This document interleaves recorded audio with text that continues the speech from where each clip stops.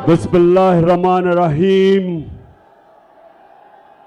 इय्याका नअबुदु व इय्याका नस्तईन। अल्लाह तेरी इबादत करते हैं और अल्लाह सिर्फ तेरे से मैं मदद मांगता हूं। और हम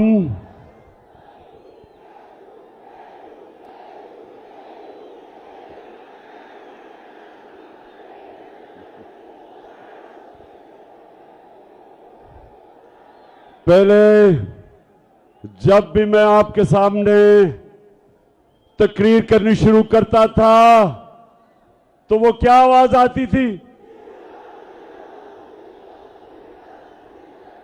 डीजल। और ये अब एक नई आवाज आ रही है, ये क्या है? और मुझे आहिस्ता आहिस्ता पता चला कि मेलू का मतलब भालू है। अच्छा अमरदान, आपको पता है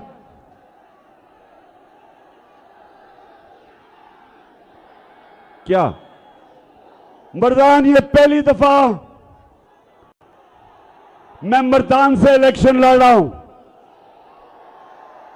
आपने आज सब मुझे बताना है कि आप अपने कप्तान को हारने नहीं देंगे। अच्छा, मैंने सुना है कि मौलाना कासिम जो मेरे मुखालिफ हैं, मैंने सुना है वो एक अच्छा इंसान है। मैंने उसके ऊपर अच्छी बातें सुनी है कि दीनी आदमी है। तो मौलाना कासिम, मैं तो हर दीनी आदमी, हर अच्छे इंसान की मैं इज्जत करता हूं,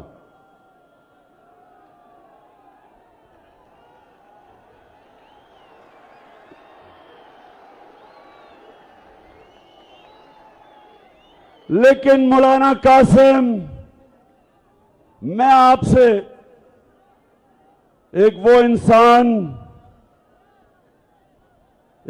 इंसान जो समझता है कि मेरा मुल्क सिर्फ एक तरह उठ सकता है, जिधर इन चोरों ने हमारे मुल्क को पहुंचा दिया है, वो सिर्फ एक तरह उठ सकता है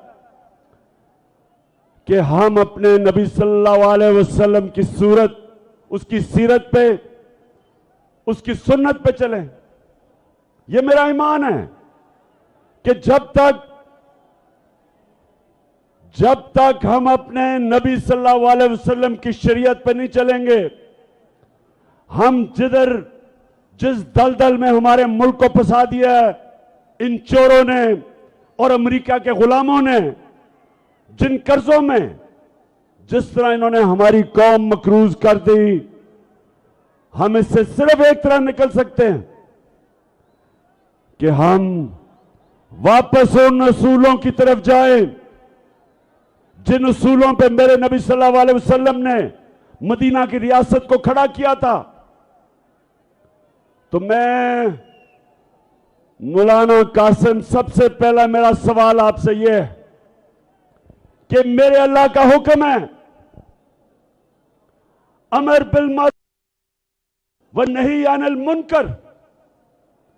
मेरे अल्लाह का कुरान में हुक्म है सारे इंसानों को कि तुमने अच्छाई के साथ खड़े होना है, तुमने हक के साथ खड़े होना है और तुमने बदी का, बुराई का, बातिल का मुकाबला करना है।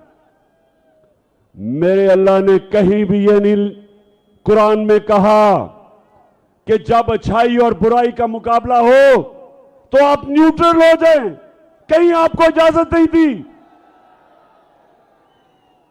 तो मौलाना कासिम, मैं सिर्फ आपसे एक सवाल पूछता हूं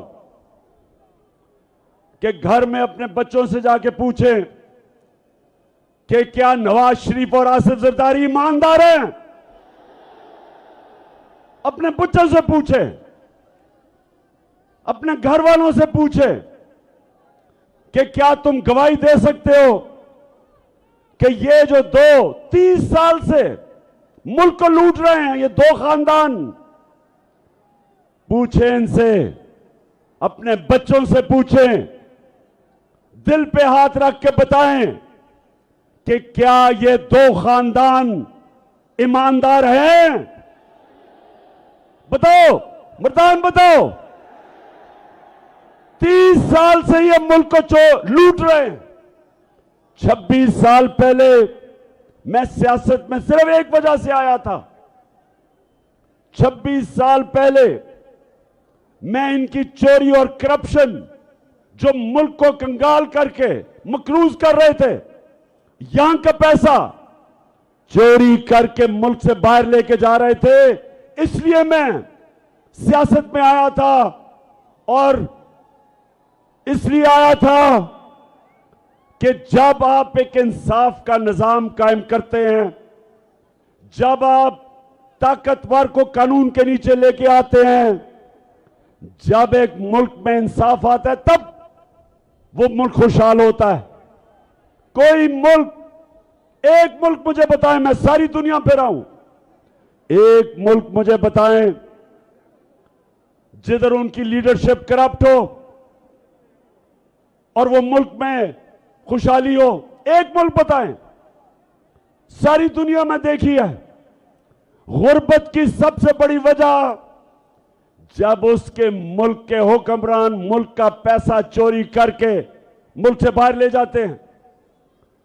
तो मौलाना कासिम, आज मैं इन सबके सामने खड़ा होकर कह रहा हूं कि अगर आप समझते हैं, जिनके लिए, जिस कोलिशन में आप खड़े हैं, अगर आप वो ये समझते हैं कि ये नवाज शरीफ और इसका खानदान और जरदारी उसका खानदान, अगर ये ईमानदार हैं, तो मैं आज आप सबको कहता हूं कि उसको वोट दे दो।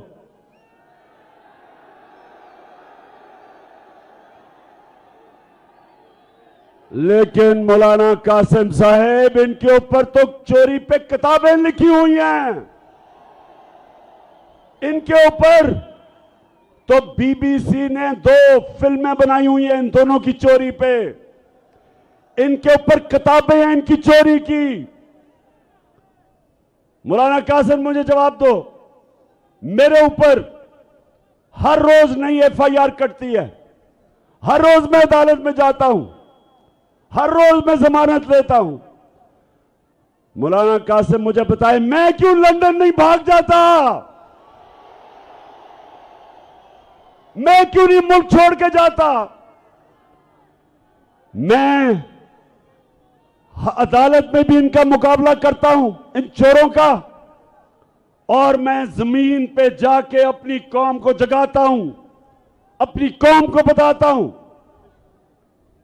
कि मेरी कौम का कोई मुस्तकबिल नहीं, किसी कौम का भी कोई मुस्तकबिल नहीं जिसके ऊपर चोर मुसल्लत हो, जिनके ऊपर अरबों रुपए के केसेस हो। तो मुझे मौलाना कासिम, आप सुना अच्छे आदमी हैं, मुझे बताएं, आपका ज़मीर इजाजत देते हैं आपको इन चोरों के साथ खड़े होना? कैसे आप अपने अल्लाह के सामने खड़े होंगे? क्योंकि अल्लाह ने तो वाज़े तौर पे आपको हुक्म दिया है अमर बिल मारूफ का। उसने आपको हुक्म दिया है कि अच्छाई का साथ दो। और अगर आप ये समझते हैं कि इमरान खान करप्ट है और फिर चले जाएं इसके साथ, लेकिन अगर इमरान खान करप्ट होता तो वो भी आज दुम दबा के नवाज शरीफ की तरह मुल्क से बाहर भागा होता।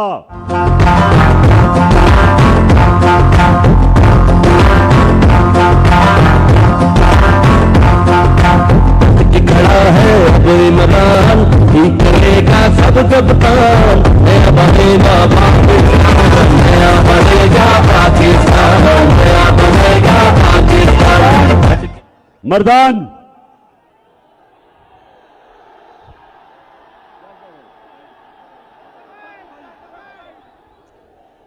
तख्त भाई,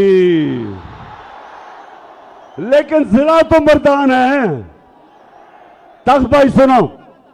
अच्छा तख्त भाई फिर से हाथ उठा के बताओ, आपने मुझे हारने नहीं देना। मैं सबकी जिम्मेदारी लगा रहा हूं, जितने यहां खड़े हैं मैं सबकी जिम्मेदारी लगा रहा हूं कि आपने घर घर जाके लोगों को निकालना है। ये जो चोर हैं इनके साथ मिला हुआ है इलेक्शन कमिश्नर, एक बदयानतदार आदमी, इनके साथ मिलके इसने कम से कम 10 से 15 हजार जाली वोट डलवाई हुई है और हमने 10 से 15 हजार जाली वोट के बावजूद इनको शिकस्त देनी है। मुर्दान जब मैं तख्त भाई तख्त भाई बड़ा वैसे जज्बा है आपको अपने तख्त भाई होने का। मैं अच्छा तख्त भाई, हाँ अच्छा तख्त भाई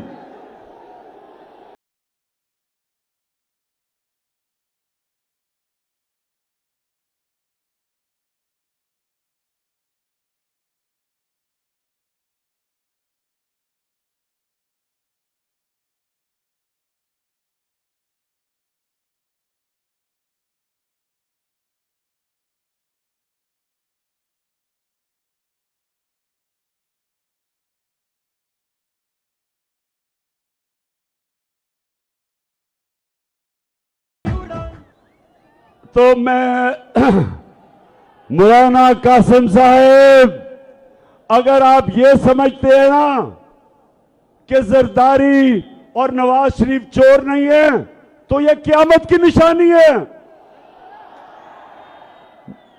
करप्शन क्या होती है तख्त भाई? करप्शन क्या होती है? चोरी होती है जब आपके कोई टेलीफोन जेब से निकाल ले, इसको चोरी कहते हैं। चोरी होती है आपके घर में कोई आके डाका मार दे। लेकिन करप्शन होती है जब कौम का पैसा चोरी किया जाता है, जब आपका पैसा चोरी किया जाता है, जो आपके स्कूलों पे लगे, अस्पतालों पे लगे, सड़कों पे लगे, आपके आटा को सस्ता करने पे लगे। जिस तरह हमने पेट्रोल और डीजल को कम किया, सब्सिडाइज किया, इस पे पैसा, तो जब कौम का पैसा चोरी होता है और दूसरा वो मुल्क से जब बाहर लेके जाते हैं डॉलर लेके, तो डॉलर कम होते हैं। जब डॉलर कम होते हैं रुपए की कीमत गिरती है। जब रुपया गिरता है महंगाई आती है। बाहर से जो भी चीजें इंपोर्ट करते हैं सब महंगी हो जाती हैं जब रुपया गिरता है। तो ये सारे मिलके बताएं कि इनके बड़े बड़े महलात, लंदन में जो 4 बड़े बड़े महलात, मैं अभी आपको भी फिल्म दिखाने लगा हूं, जरा वो भी देखें। उससे पहले करप्शन ये होती है जब इक्तिदार में आके आप अपने इक्तिदार का फायदा उठा के पैसा बनाते हैं। मैं जितनी देर इक्तिदार में रहा, तख्त भाई सुन लो, 3.5 साल जब नवाज शरीफ भी उतना देर रहा, उसने 17 फैक्ट्रियां बनाई। जब वो इक्तिदार में था 90 से 93 तक 17 फैक्ट्रियां बनाई उसने। और मेरा रिकॉर्ड देखो कि 3.5 साल में मैंने अपने दादा की भी जमीन बेची, अपने बाप की भी जमीन बेची। एक बताएं कि इमरान ने फायदा उठाया हुआ इख्तियार का? एक बताएं। हर चीज ये सारों से पूछते फिर रहे हैं कि कोई बताए इमरान खान ने कोई चोरी की हो। मैं इन सबको बताता हूं, चैलेंज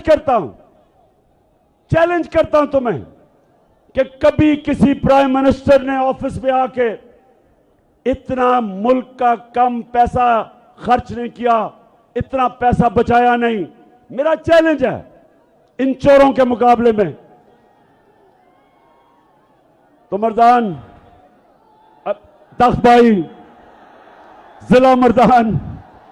अच्छा तख्त भाई सुनो, अच्छा अब मैं दो और बड़े पहले मैं आपको ये दिखाने लगा हूं, ये जरा भी सारे बैठ जाएं क्योंकि मैं इनको एक फिल्म दिखाने लगा हूं। मैं ये चाहता हूं, बैठ जाओ तख्त भाई, मैं ये चाहता हूं कि ये जब आप फिल्म देखेंगे तो मौलाना कासिम को जरूर आपने ये बताना है इस फिल्म का। अब ये देखें, बैठ जाओ ताकि वो देख लें पीछे।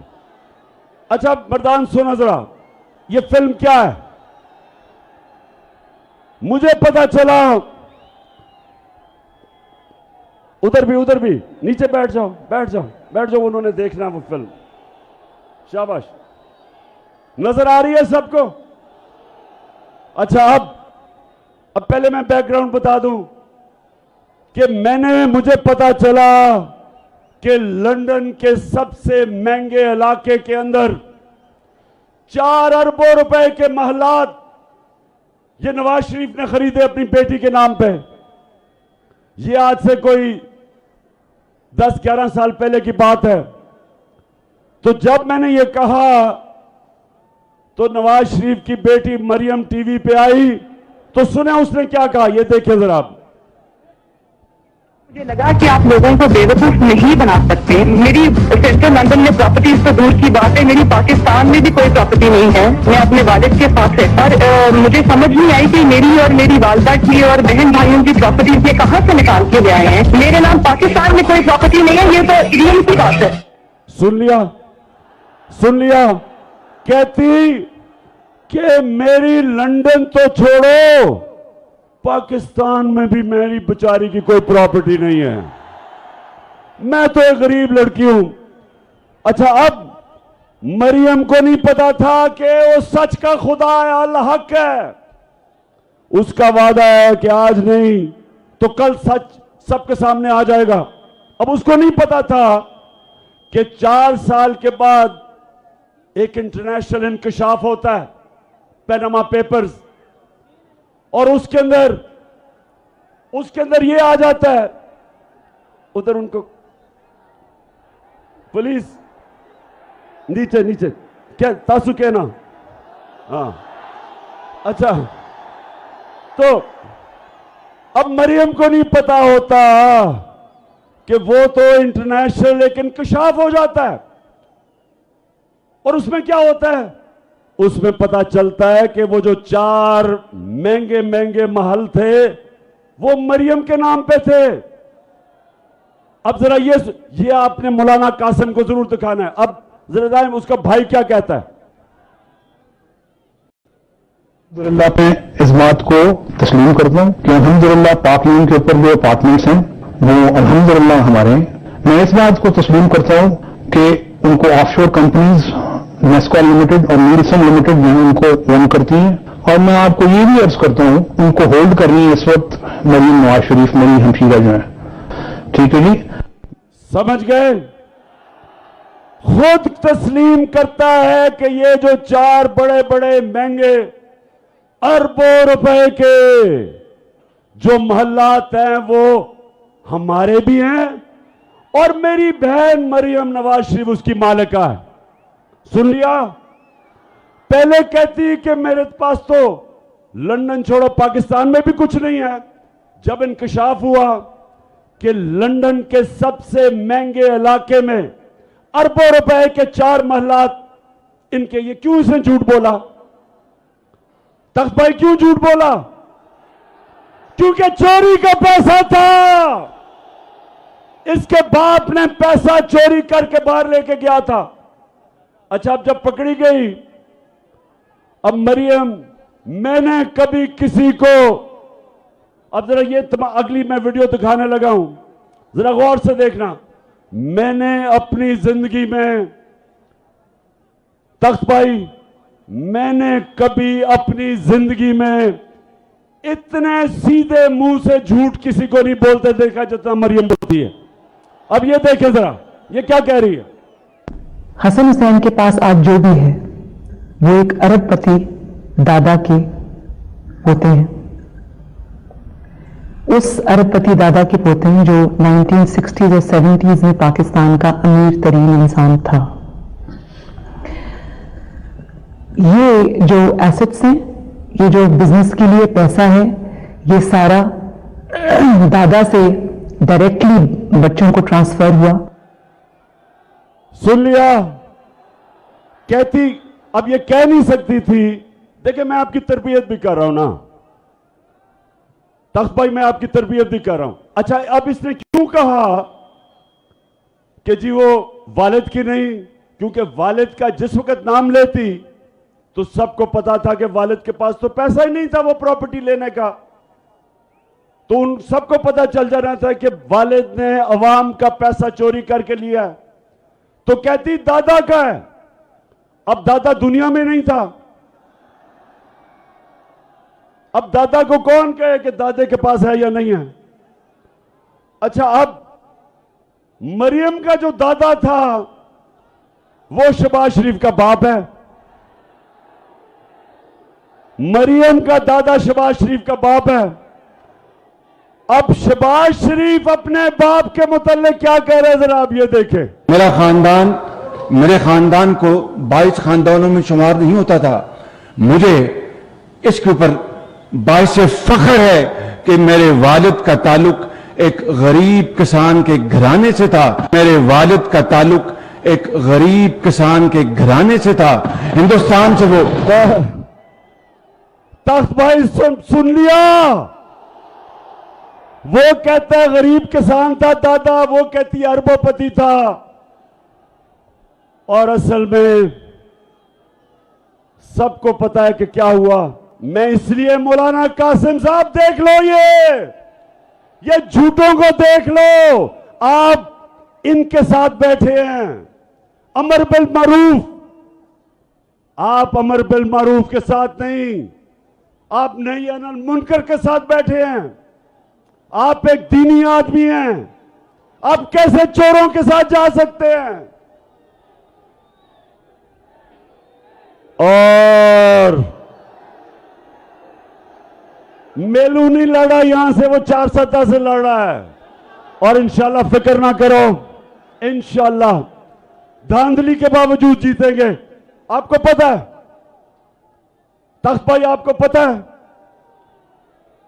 कि ना पाकिस्तान में जब मैं क्रिकेट खेलता था अपने अपने अंपायर होते थे, ना पाकिस्तान हिंदुस्तान में जीता था, ना हिंदुस्तान पाकिस्तान में जीता था। जब उनका मुश्किल वक्त आता था तो उनके अंपायर मदद करते थे। और मुझे अफसोस से कहना पड़ता कि हमारे अंपायर भी हमारे मदद करते थे। लेकिन एक दफा एक कप्तान पाकिस्तान से टीम हिंदुस्तान लेके गया और उनके अंपायरों के बावजूद हरा के आया उनको। वो आपका कप्तान था। इस तरह इंशाअल्लाह ये जो इलेक्शन कमिश्नर बददियानतदार आदमी जिसने 10 से 15 हजार जाली वोट डाले हुए हैं, मेरा चैलेंज है कि अवाम आज पाकिस्तान की हमारे साथ है। उसके बावजूद, धांधली के बावजूद इंशाअल्लाह तुम्हारा वही हाल करेंगे जो हमने हिंदुस्तान का किया था हिंदुस्तान जाके। अच्छा, अब 2 और मैं बातें करनी है तख्त भाई। एक, जो स्वात में हो रहा है, जो हमारे पुराने कबायली इलाके में हो रहा है, जब मेरी हुकूमत थी तो हमने दहशतगर्दी के ऊपर काबू पा लिया था। अब सब जानते हैं कि हमने दहशतगर्दी पे काबू पा लिया था। और आप सब जानते हैं कि मैं बार बार 20 साल कहता रहा कि हमें अमेरिका की जंग में नहीं जाना चाहिए। आप गवाह रहे हैं तख्त भाई, नौजवानों गवाह रहो कि मैं 20 साल कहता रहा कि यह हमारी जंग नहीं, यह अमेरिका की जंग है, हमें इसमें नहीं होना चाहिए। मैं कहता गया कि हमारे लोगों को किसी और की जंग में कुर्बान किया जा रहा है। 80,000 हमारे लोग कुर्बान हुए। कोई पाकिस्तान में टीटीपी नहीं थी। जब हम उनकी जंग में गए तो हर किस्म का पाकिस्तान में दहशतगर्दी हुई। जब मेरी हुकूमत आई, आप सब गवाह हैं कि एक ड्रोन अटैक नहीं होने दिया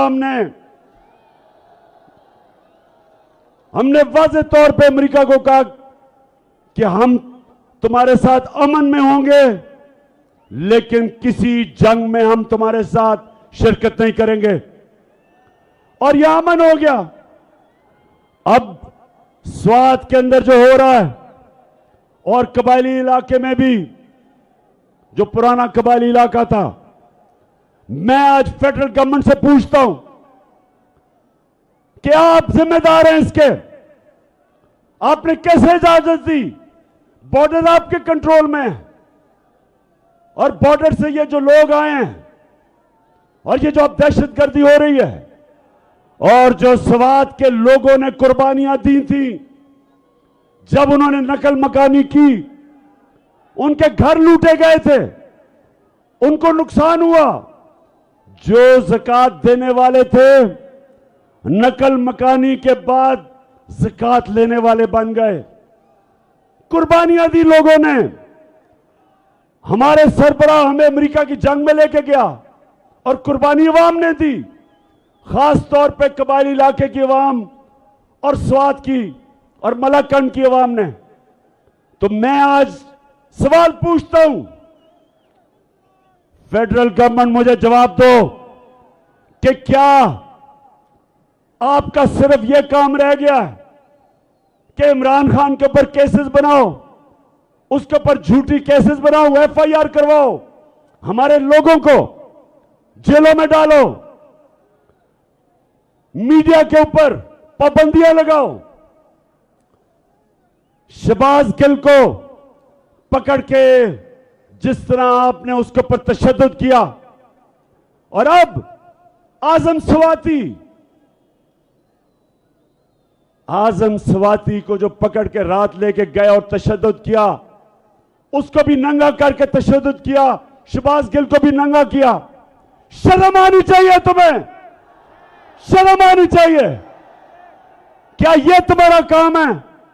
तुम्हारा काम है अमन, लॉ एंड ऑर्डर आपकी जिम्मेदारी है।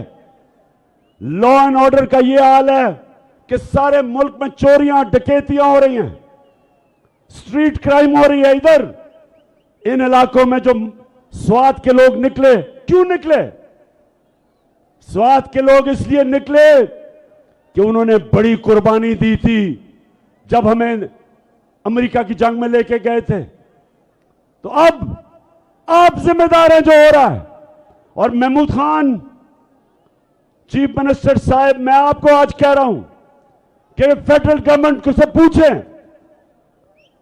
कि आप अगर जिम्मेदारी नहीं संभालेंगे तो फिर हमें संभालने दें, हम करेंगे, हम दहशतगर्दी के खिलाफ खड़े होंगे।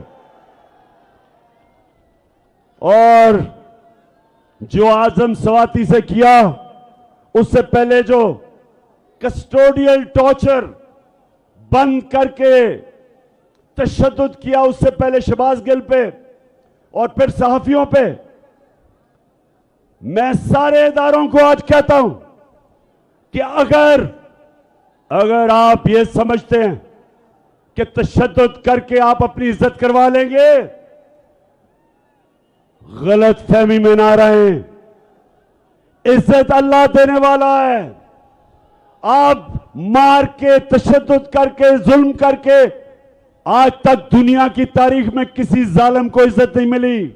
लोग नफरत करते हैं, लोग नफरत करते हैं जब जो जुल्म करता है। और अगर आप ये समझते हैं कि आप लोगों की राय रोक लेंगे और इस तरह के तशद्दुद करके जब सारे चोरों को छोड़ा जा रहा है, शहबाज शरीफ जैसे डाकू और इसके बेटे को बरी किया गया एफआईआर केसेस से, जो भी जिम्मेदार है उनको शर्म आनी चाहिए। आप मुल्क के गद्दार हैं, आप मुल्क से गद्दारी कर रहे हैं। सितम के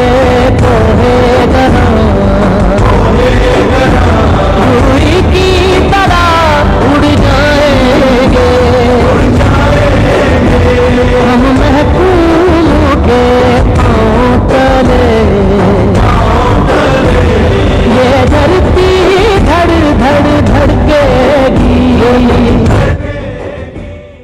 जो भी इन चोरों को एनआरओ दे रहा है वो इस मुल्क का गद्दार है। मेरे नबी सल्लल्लाहु अलैहि वसल्लम ने आज से 1500 साल पहले कहा, उन्होंने कहा जो कौम छोटे चोरों को जेलों में डालती है और बड़े डाकुओं को नहीं पकड़ती वो तबाह हो जाती है, वो फना हो जाती है।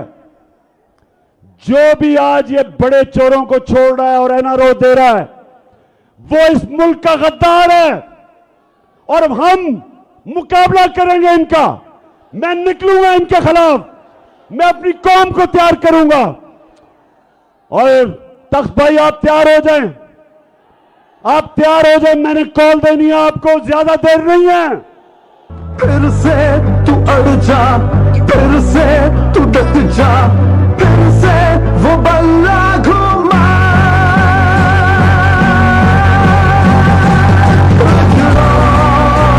कदम बढ़ा,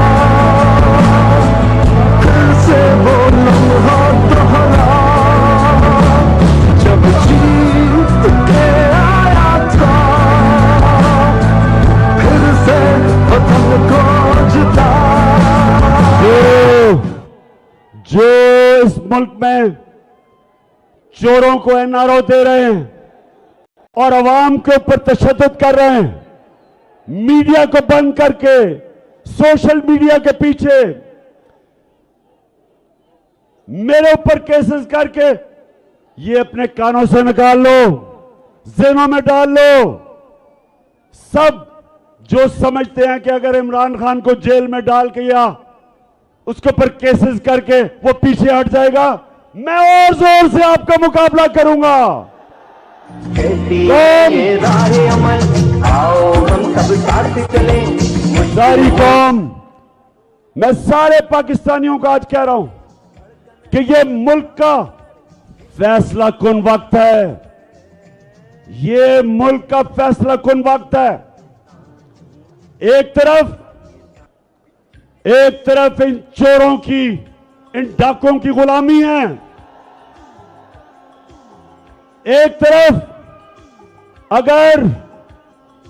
अगर तख्त भाई और मेरे पाकिस्तानियों, अगर हमने इस वक्त जहाद ना की तो इन चोरों की और इनके बच्चों की गुलामी करेगी ये कौम, एक मकरूज और गुलाम कौम बनेंगे। और अगर हम इस वक्त इनके खिलाफ खड़े होकर जिहाद करेंगे, इनका मुकाबला करेंगे, इलेक्शन इनको हराएंगे और इस्लामाबाद के ऊपर जब मैं आपको कॉल दूंगा एक अवाम का समुंदर आएगा तो इंशाअल्लाह अपने आप को हम हकीकी तौर पे आजाद करेंगे, क्योंकि गुलामों की कोई इज्जत नहीं होती। इज्जत सिर्फ आजाद खुददार कौम की होती है। हरे पासपोर्ट की इज्जत तब होगी, हरे पासपोर्ट की तब इज्जत होगी। आजाद, अभी मैं आपको एक आखिरी वीडियो दिखाने लगा हूं, बैठ जाओ जरा, सारे बैठ जाए। आखिरी वीडियो, उसके बाद मैंने आप सबसे हल्फ लेना है। मैं हल्फ लूंगा, लेकिन पहले मैं ये आपको वीडियो दिखाऊं कि इस मुल्क को ये जो चोर को ऊपर बिठा दिया है ये मैं कैसे जलील कर रहा है। सुने सुने, मैं सऊदी अरब से होकर आया हूं, मैं यूएई के होकर, अभी मैं तुर्की होकर आया हूं, और मैंने उन भाइयों को कहा कि आप हमारे बड़े अजीम भाई हैं, हमेशा आपने हमारी मदद की। और मैंने यही कहा, जब मैं आया हूं तो आप समझेंगे शायद ये मांगने आया, मैं मांग नहीं आया, लेकिन मजबूरी है। जिस तरह माजी में 75 साल में आपने हमारा हाथ बटाया है, कुछ ऐसा आप हाथ बटाओ। मैंने कहा मैं वादा करता हूं कि इंशाअल्लाह हम पूरी कौम, हम मिलकर दिन रात मेहनत करेंगे, पसीना कराएंगे, अपने पांव पे खड़े होंगे। हाँ शबाज शरीफ, मैं मांगने नहीं आया, लेकिन मैं बड़ा मजबूर हूं।